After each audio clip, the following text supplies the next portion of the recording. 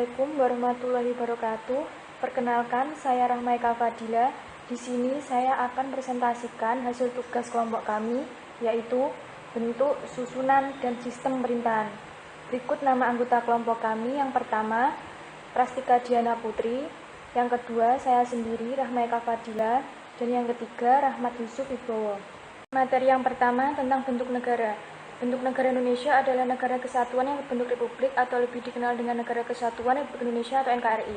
Pernyataan ini secara tegas tertuang di pasal 1 ayat 1 UUD 1945 yang menyatakan bahwa negara Indonesia adalah negara kesatuan yang berbentuk republik.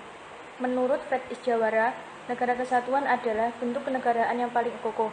Jika dibandingkan dengan federal atau konfederasi, dalam negara kesatuan terdapat baik persatuan union maupun kesatuan atau unity. Yang kedua, bentuk negara. Negara merupakan institusi yang dibentuk oleh kumpulan orang-orang yang hidup dalam suatu wilayah tertentu dengan tujuan yang sama, terikat dan taat terhadap perundang-undangan, serta memiliki pemerintahan sendiri. Negara dibentuk atas dasar kesepakatan bersama yang bertujuan untuk mengatur kehidupan anggotanya dalam memperoleh hidup dan memenuhi kebutuhan mereka. Setiap negara memiliki bentuk negara berbeda berdasarkan kesepahaman dalam mencapai tujuan bernegara. Bentuk negara pada zaman Yunani kuno. Menurut Aristoteles, terdapat 7 bentuk negara, yaitu sebagai berikut: monarki, tirani, aristokrasi, oligarki, plutokrasi, politeia, dan demokrasi.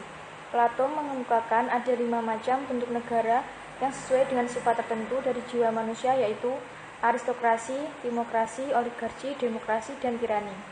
Selanjutnya, bentuk negara paham modern. Paham modern terdiri dari 2, yaitu bentuk negara dan bentuk pemerintahan. Bentuk negara terdiri dari 2, yaitu kesatuan, unitaris, dan serikat atau federasi. Bentuk pemerintahan terdiri dari monarki dan republik. Negara kesatuan. Negara kesatuan adalah bentuk suatu negara yang merdeka dan berdaulat dengan satu pemerintahan pusat yang berkuasa dan mengatur seluruh daerah. Namun dalam pelaksanaannya, negara kesatuan ini terbagi dalam 2 macam sistem pemerintahan, yaitu sentral dan otonomi. Negara kesatuan dengan sistem sentralisasi adalah pemerintahan yang langsung dipimpin oleh pemerintahan pusat, sementara pemerintahan daerah di bawahnya melaksanakan kebijakan pemerintahan pusat. Negara kesatuan dengan sistem desentralisasi adalah kepala daerah diberikan kesempatan dan kewenangan untuk mengurus urusan pemerintahan di wilayah sendiri. Sistem ini dikenal dengan istilah otonomi daerah atau swantarta. Sistem pemerintahan negara Malaysia dan pemerintahan pasca Orde Baru di Indonesia dengan sistem otonomi khusus dapat dimasukkan ke dalam model ini. Serikat. Negara serikat adalah beberapa negara bagian yang menjadi sebuah negara berdaulat.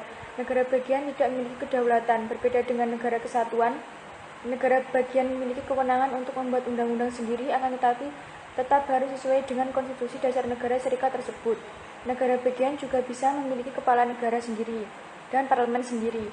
Negara pusat atau federasi memiliki kedaulatan atas negara bagian dan mengambil alih beberapa kekuasaan yang berhubungan dengan moneter, pemahaman, pos politik, dan telekomunikasi. Sedangkan urusan dalam negeri lain adalah menjadi kewenangan negara bagian. Tiap negara bagian memiliki kepala negara, parlemen, dan kabinet sendiri untuk menjalankan pemerintahan di negara bagian. Tiap negara bagian dapat membuat konstitusi sendiri yang sejalan dengan konstitusi dasar negara. Serikat rakyat dan pemerintahan pusat diatur negara bagian kecuali dalam hal tertentu yang disebut di atas. Negara Indonesia. Menurut konstitusi negara Indonesia menganut bentuk negara kesatuan.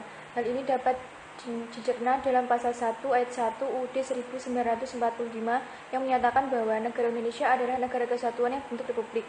Dengan demikian, dari pasal tersebut sudah tercermin bentuk negara Indonesia dalam arti bahwa pemerintah daerah memiliki kekuasaan yang terinci sesuai dengan pemberian pemerintah pusat yang diatur dalam undang-undang. Sedangkan pemerintah pusat mempunyai kekuasaan yang sangat luas. Bentuk negara kesatuan Indonesia akan melahirkan strategi dalam membagikan kekuasaan antara pusat ke daerah guna mewujudkan tujuan dari negara sebagaimana diatur dalam alinea keempat pembukaan UUD 1945, yaitu melindungi segenap bangsa dan seluruh tumpah darah Indonesia, memajukan kesejahteraan umum, mencerdaskan kehidupan bangsa, dan ikut serta dalam melaksanakan ketertiban dunia. Negara Indonesia adalah bentuk negara yang mengarah ke federalisme. Bahkan beliau mengarahkan bahwa hal tersebut tidak bisa hanya dilihat dalam konstitusi saja, tetapi harus juga melihat peraturan perundang-undangan di bawahnya. Sebagaimana dikatakan oleh Morrison, apakah negara Indonesia saat ini telah menjadi less unitarisme atau quasi unitarisme yang mengarah ke federalisme? Kita tidak dapat hanya berpatokan kepada apa yang dikatakan konstitusi mengenai negara kesatuan, tetapi kita harus pula melihat pelaksanaannya yang diatur dalam berbagai undang-undang di bawahnya. Negara dan macam-macamnya menyatakan struktur organisasi dan fungsi pemerintahan dengan tidak peduli struktur daerah maupun bangsa. Susunan negara juga menyangkut bentuk negara yang ditinjau dari segi susunannya, yaitu 1. Negara kesatuan, yaitu negara yang bersusunan tunggal.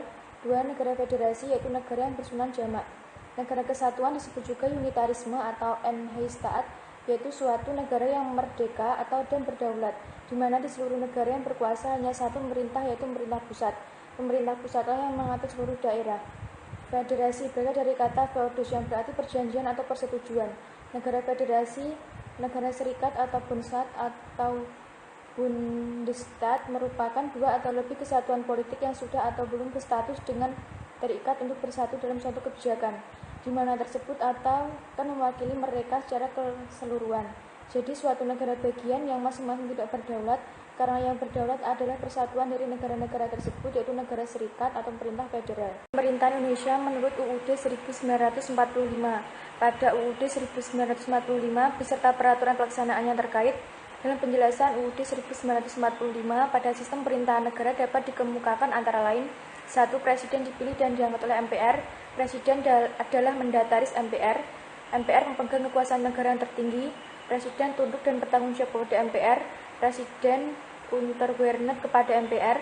Presiden adalah pemegang kekuasaan eksekutif dengan dibantu oleh menteri-menteri negara. Sistem pemerintahan negara Indonesia berdasarkan UUD 1945 setelah diamandemen. Sekarang ini sistem pemerintahan Indonesia masih dalam masa transisi. Sebelum diberlakukannya sistem pemerintahan baru berdasarkan UUD 1945 hasil amandemen keempat tahun 2002, sistem pemerintahan Indonesia masih mendasarkan pada UUD 1945 dengan beberapa perubahan seiring dengan adanya transisi menuju sistem pemerintahan yang baru. Sistem pemerintahan baru diharapkan berjalan mulai tahun 2004 setelah dilakukannya pemilu 2004. Berdasarkan amandemen UUD 1945 sebagai konstitusi tertulis UUD 1945 menyediakan satu pasal yang khusus mengatur tentang cara perubahan UUD, yaitu pasal 37 yang berbunyi: A. Untuk mengubah UUD sekurang-kurangnya 2/3 daripada jumlah anggota MPR harus hadir. Putusan diambil dengan persetujuan sekurang-kurangnya 2/3 jumlah anggota yang hadir. Amandemen UUD 1945 dilaksanakan secara bertahap, yaitu: pertama, amandemen pertama 19 Oktober 1999, amandemen kedua 18 Agustus 2000, amandemen ketiga 10 November tahun 2001, yang empat, amandemen keempat 10 Agustus tahun 2002. Pemerintahan Indonesia masa Orde Lama.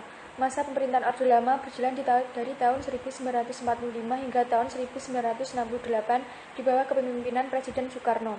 Penyebutan masa Orde Lama merupakan istilah yang diciptakan pada masa Orde Baru. Sebenarnya Soekarno tidak begitu menyukai istilah Orde Lama. Dia lebih suka menyebut masa kepemimpinannya dengan istilah Orde Revolusi. Pada tanggal 18 Agustus 1945, Indonesia mengesahkan UUD 1945 sebagai dasar negara. Sebenarnya di bawah UUD 1945 telah tercantum bahwa Indonesia menggunakan sistem pemerintahan presidensial. Namun setelah 3 bulan terjadi penyimpangan terhadap UUD 1945. Pemerintahan masa Orde Baru. Istilah Orde Baru dipakai untuk memisahkan kekuasaan era Soekarno atau Orde Lama dengan masa kekuasaan era Soeharto. Era Orde Baru juga digunakan untuk menandai setelah masa baru setelah ditumpasnya pemberontakan PKI tahun 1965. Pada masa Orde Baru, awalnya demokrasi di Indonesia mengalami kemajuan. Namun dalam perkembangannya, kehidupan demokrasi Orde Baru tidak jauh berbeda dengan demokrasi terpimpin. Sistem pemerintahan presidensial juga terlibat ditonjolkan. Kemudian Soeharto menetapkan demokrasi Pancasila sebagai sistem pemerintahan di Indonesia. Pemerintahan masa reformasi. Era reformasi dimulai dari tumbangnya kekuasaan Soeharto pada tahun 1998 hingga sekarang. Pada era reformasi, pelaksanaan sistem pemerintahan demokrasi Pancasila diterapkan sesuai dengan asas demokrasi yang berlandaskan Pancasila. Pada era ini, pemerintahan memberikan ruang gerak kepada partai politik dan DPR untuk menurut serta mengawasi pemerintahan secara kritis. Akhir kesimpulan, bentuk negara merupakan institusi yang dibentuk oleh kumpulan orang-orang yang hidup dalam suatu wilayah tertentu dengan tujuan yang sama, terikat dan taat terhadap perundang-undangan, serta memiliki pemerintahan sendiri. Negara dibentuk atas dasar kesepakatan bersama yang bertujuan untuk mengatur kehidupan anggotanya dalam beroleh hidup dan memenuhi kebutuhan mereka. Setiap negara memiliki bentuk negara berbeda berdasarkan kesepahaman dalam mencapai tujuan bernegara.